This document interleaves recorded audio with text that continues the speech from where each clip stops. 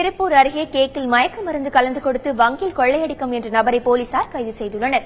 போயம்பாளையம் சக்தி நகரில் செயல்படும் தனியார் வங்கியில் இந்த சம்பவம் நடந்துள்ளது.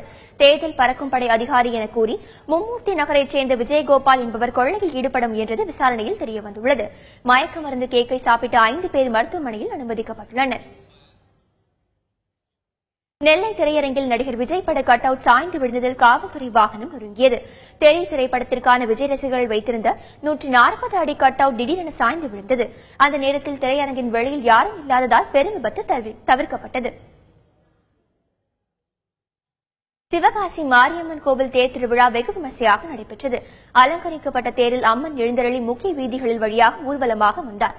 ஏராளமான பக்தர்கள் தேரை வடம் பிடித்து இழுத்து சுவாமி தரிசனம் செய்தனர். திருச்சி மாவட்டம் மணப்பாறை அருகே நடந்த சாலை விபத்தில் கணவன் மனைவி சம்பவ இடத்திலேயே உயிரிழந்த சம்பவம் சோகத்தை ஏற்படுத்தியுள்ளது. திருச்சி மதுரை தேசிய நெடுஞ்சாலையில் உள்ள வெங்கட் நாயக்கன் பட்டியில் இந்த விபத்து நிகழ்ந்துள்ளது.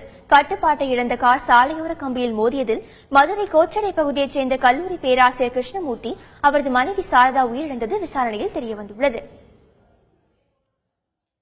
உலக நன்மை வேண்டியும் விவசாயம் செழிக்க வேண்டியும் சிவகாசி ஐயப்பன் கோவிலில் 1008 குத்துவிளக்கு ஏற்றி பெண்கள் சிறப்பு பூஜை நடத்தினர்.